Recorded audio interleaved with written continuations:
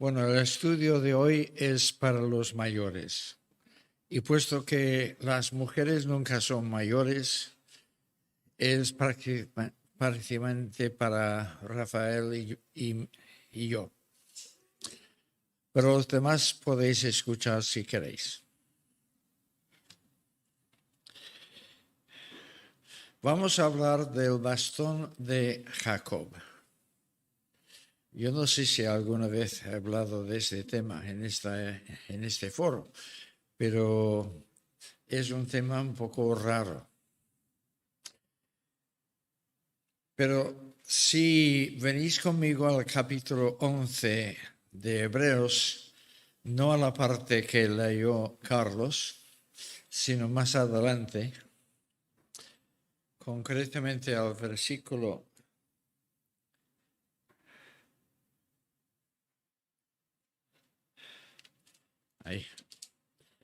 al versículo 21, ahí se hace mención del bastón de Jacob. Bueno, se llama bordón, pero es lo mismo. Hebreos 11, 21. Por la fe, Jacob, al morir, bendijo a cada uno de los hijos de José y adoró apoyado sobre el extremo de su bordón.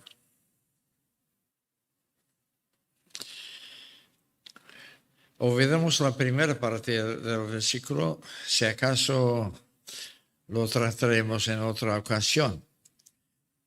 Pero llama la atención el que de todos los eventos y episodios de la vida de Jacob, el autor señale este momento como magna expresión de la fe de Jacob.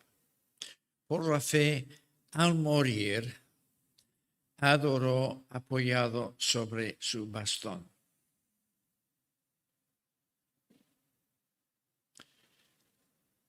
Bueno, si buscamos en Génesis, no hay mención de este momento. Así que el autor lo ha sacado de la manga. No. Venid conmigo a Génesis 47.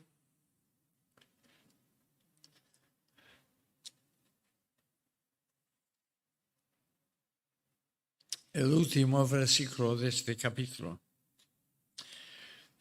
A Israel es Jacob. Israel dijo a su hijo José, júramelo, júrame que cuando yo me muera, no me dejarás enterrado aquí en Egipto, sino que tomarás mis huesos cuando el Señor os haga salir en el éxodo a la tierra prometida. Y José se lo juró. Ahora este momento me parece mucho más un momento de fe que lo del bordón, porque Jacob está creyendo que efectivamente, tal y como Dios lo prometió, los hijos de Israel iban a heredar la tierra prometida. Por eso se llama la tierra prometida. Y él tenía tal convicción de que iba a ser así, que no quiso ser enterrado en Egipto, donde Israel estaba en aquel momento, sino que quería que sus huesos fueron trasladados. Esto es tener fe, ¿no? Pero el autor no menciona esto, el autor de Hebreos.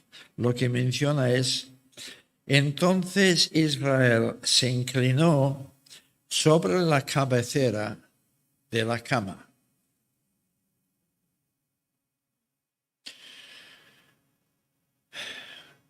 ¿Estáis en condiciones para soportar una pequeña clase de hebreo? Bueno, Ana dice que sí, y si Ana dice que sí, habla por todo el mundo. Sabéis que antiguamente la lengua hebrea se escribía sin vocales.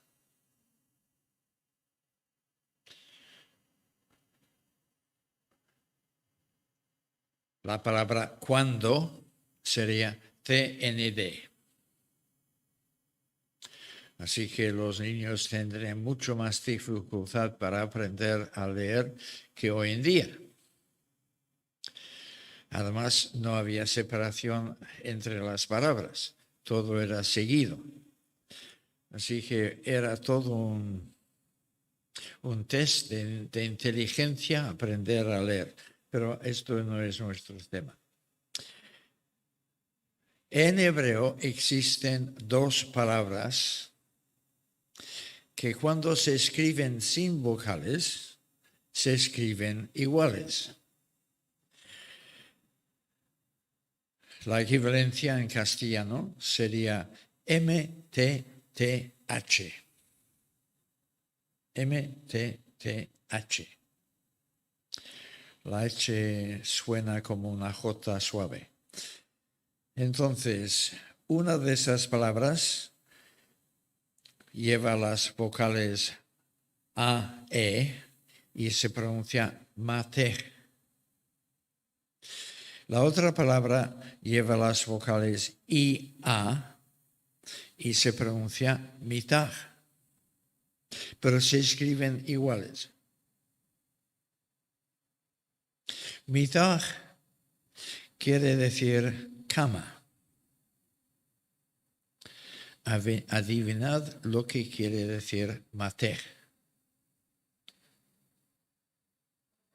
Bordón.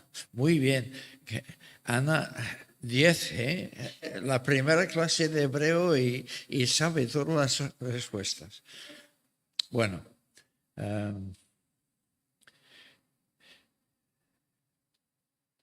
200 años antes de Cristo, bueno, un poco más de 200, pero diremos 200 para no exagerar.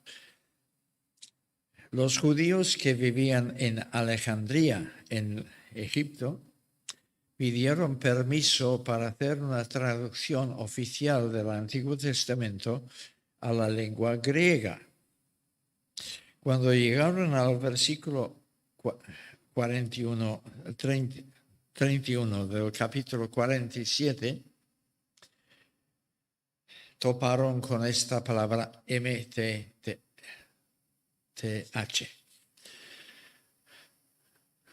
Y decidieron que quería decir bordón. ¿Vale? Casi 1000 años después, los escribas judíos, que se llamaban masoretas, decidieron añadir al texto hebreo vocales y puntuación y otras cosas que no había existido hasta aquel momento. Y ellos decidieron que la palabra MTTH significaba cama. Y el texto de estos escribas, masoretas, se llama el texto masorético y es el texto que utilizamos para traducir al castellano el Antiguo Testamento. Por eso, en Génesis, la frase dice, en la cabecera de su cama. Mientras en Hebreos, el autor, basándose en la Septuaginta, puso en el extremo de su bastón. ¿Me seguís hasta aquí? Porque esto es complicado. ¿Cuál de las dos lecturas tiene razón?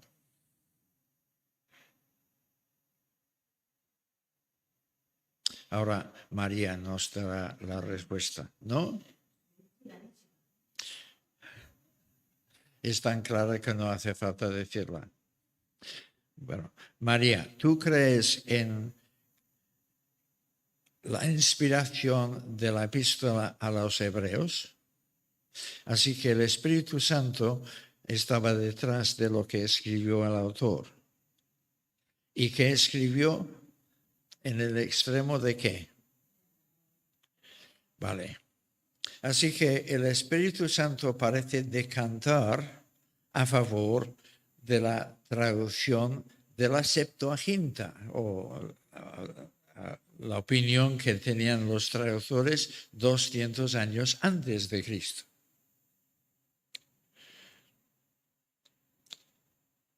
Entonces, ¿cómo es que los traductores de nuestros antiguos testamentos siguen poniendo en la cabecera de la cama?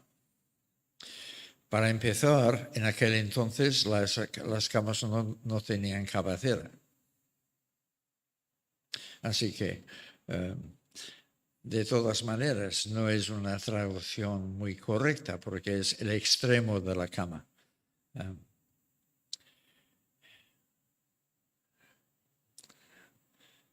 ¿Qué más da?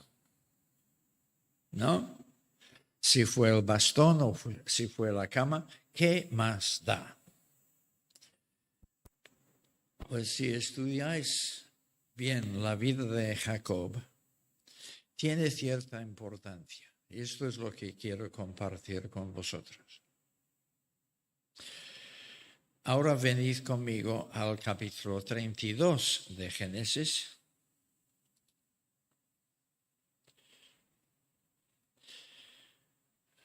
En este capítulo, Jacob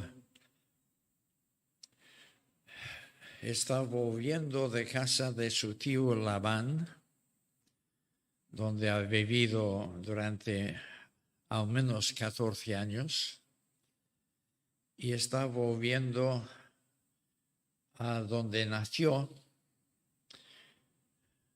a la tierra donde había vivido Isaac, su padre. Pero vuelve muy nervioso porque él tuvo que huir de casa de su padre, habiendo engañado a su padre y a su hermano mayor, Esaú.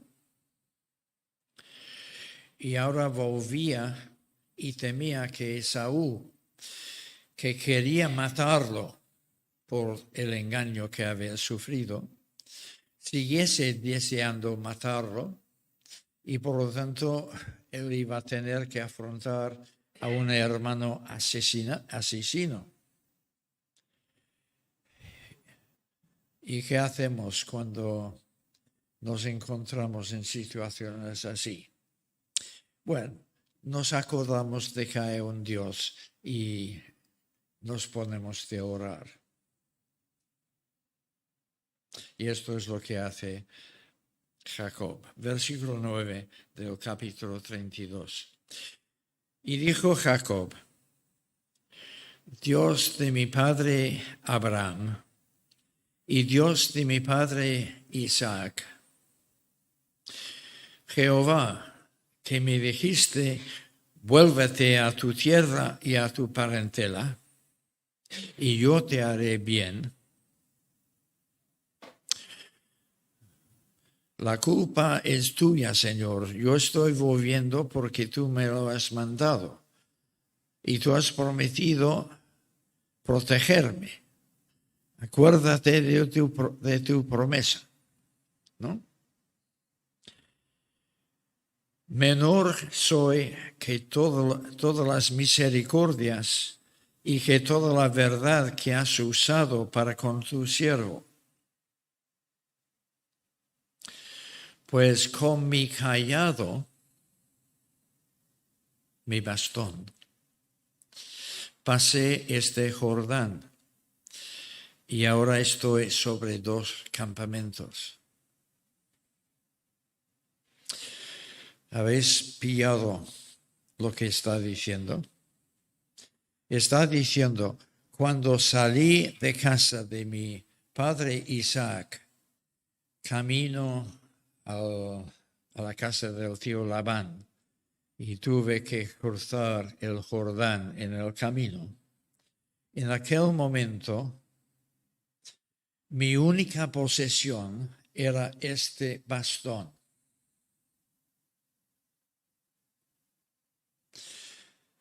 Y ahora en casa de Labán, tú me has prosperado tanto, que ahora tengo 2 campamentos de rebaños y de familia. Salí de casa sin nada, excepto el bastón. Y ahora tengo tanta riqueza. Gracias a ti. Vale, el bastón aparece. Entonces, ¿cómo podemos empezar a hacer la historia del bastón? Estuvo presente cuando Jacob salió de casa de sus padres. Estuvo presente cuando Jacob oró al Señor en el río Jaboc, justo antes de su encuentro con el ángel del Señor, que era un episodio transformador de su vida. Estuvo presente también en el momento de morir. Estos 3 momentos los sabemos seguro porque aparecen en la Biblia. Pero suponiendo que siempre era el mismo bastón, que quizás sea mucho suponer, pero siempre habla de el bastón. Entonces podemos abundar más en esta historia. Porque cuando salió de casa y solo llevaba consigo su bastón, era un bastón de caminante. En aquel entonces, si ibas de viaje, no en avión porque no había avión, pero por esto Alondra no llevará su bastón consigo. Pero si ibas de viaje, había peligro de que salieran fieras salvajes. Y en todo caso, los caminos eran tan malos que en muchos tramos encontrabas con maleza en el camino que tenías que apartar. Y ya sabrás que es más conveniente apartar zarzas con un bastón que no con las manos. Así que necesitabas un bastón para viajar. Y Jacob tenía el suyo. Él llega a casa del tío Labán. Y lo envía al campo para cuidar ovejas, rebaños. Y entonces el bastón se convierte en cayado de pastor. Y como dije hace un momento, él pasó al menos 14 años allí. Lo sabemos porque estuvo 7 años deseando casarse con la bella Raquel. Pero Labán era tan embustero como Jacob. A veces esas cosas pasan de generación en generación en los genes de una familia. Y Labán decidió meter en la cama de Jacob no a la bella Raquel, sino a la pobre Lea la fea. Y cuando Jacob se despertó por la mañana, y aquí era Lea. Así que volver a empezar, porque seguía enamorado de Raquel, y trabajó 7 años más para ganar la mano de Raquel. 7 años más, durante los cuales Lea empezó a tener hijos. Y después de casarse con Raquel, también ella. Y además, bueno, es un poco complicado de explicar, pero las dos le dieron sus siervas a Jacob como concubinas para Y finalmente él acabó teniendo 12 hijos y no sabemos cuántas hijas. Esto significa que se estaba convirtiendo en el patriarca de todo un clan. Y los patriarcas necesitan símbolo de su autoridad. Al menos las familias gitanas en España son así. ¿Y cuál es el símbolo? Un bastón. Así que el bastón, el cayado de pastor ahora se está convirtiendo en símbolo de la autoridad del patriarca.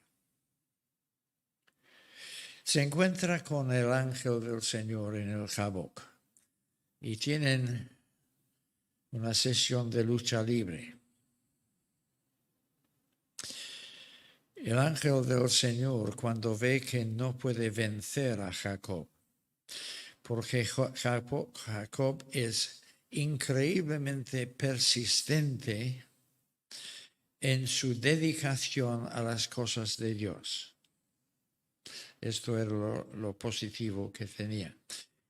El ángel, al ver que no podía con él, le tocó el muslo, la cadera.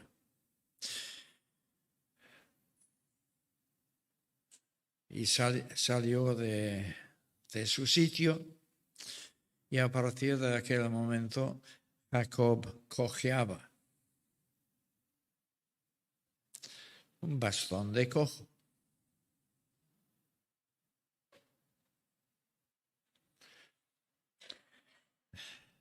Saltando mucho la historia. La familia crece y crece, pero viene una hambruna y finalmente Jacob tiene que descender a la tierra de Egipto, donde gracias a su hijo José, que se ha convertido en primer ministro de Egipto, hay comida. Así que baja a Egipto y es presentado al faraón, que es el rey de Egipto, y faraón le hace la pregunta que todos queréis hacer después del culto. ¿Cuántos años tienes?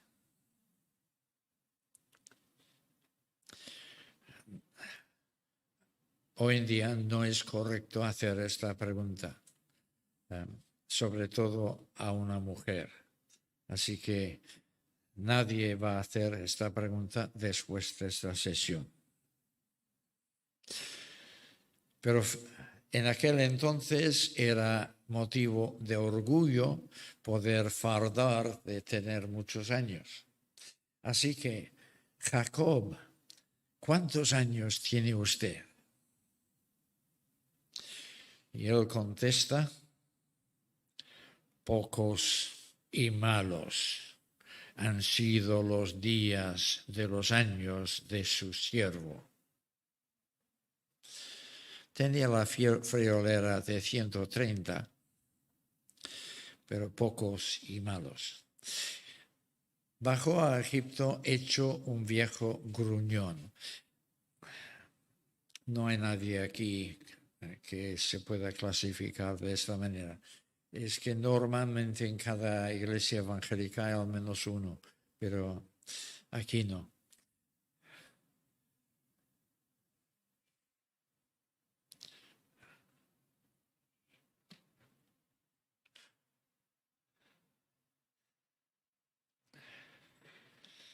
Yo estoy mirando a Roy, a Carlos y a Pablo a ver cuál de ellos tendrá el título de aquí a algunos años.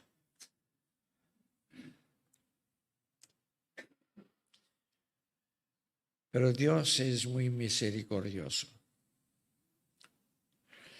Jacob había tenido, como consecuencia de sus propios pecados, había tenido una vida muy dura. Tenía la familia disfuncional más notable de las Escrituras, me parece a mí. Bueno, quizás los hijos de David rivalizan, pero dos hijos que causaron un genocidio que causó mala fama en todo el distrito.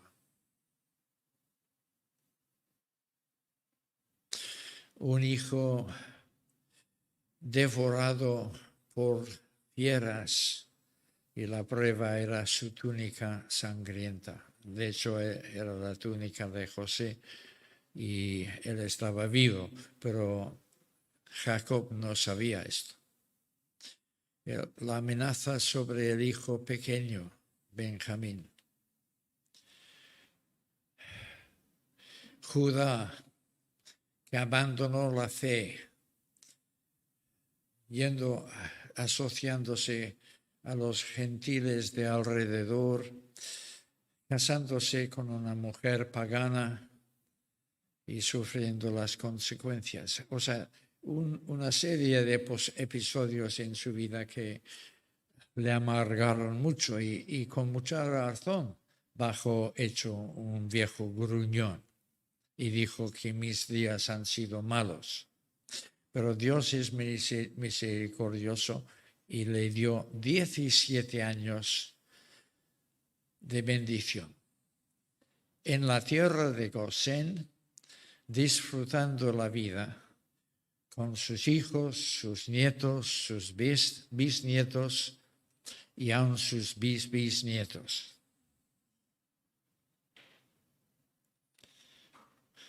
Así que la historia acaba de una forma hermosa. Pero más hermoso aún es que cuando él ya tenía 147 años, supo que el Señor le estaba llamando. Y el bastón le sirvió como elemento de adoración. Y él tomó el bastón como si lo incorporara a sí mismo. Y sobre el bastón, lo último que hizo antes de morir fue adorar a Dios.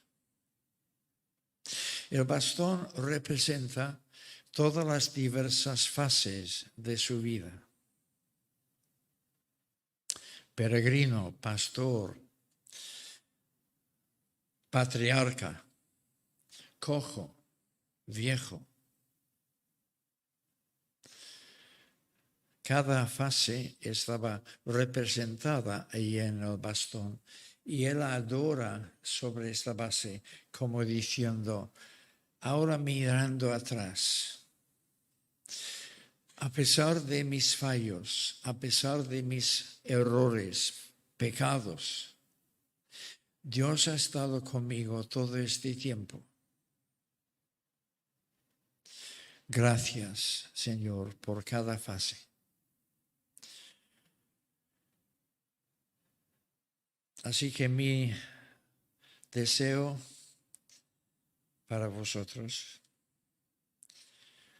es que podáis hacer algo similar. Muchos de vosotros no tenéis bastones, ni lo tendréis hasta los 130 años. Pero al menos que simbólicamente podáis recoger cada fase de la vida, que no son fases fáciles, fases con muchas decepciones, fases con mucha problemática familiar, fases que piensas que Dios te ha abandonado, pero al final puedas mirar atrás y abrazar tu bastón y sobre esta base adorar a Dios.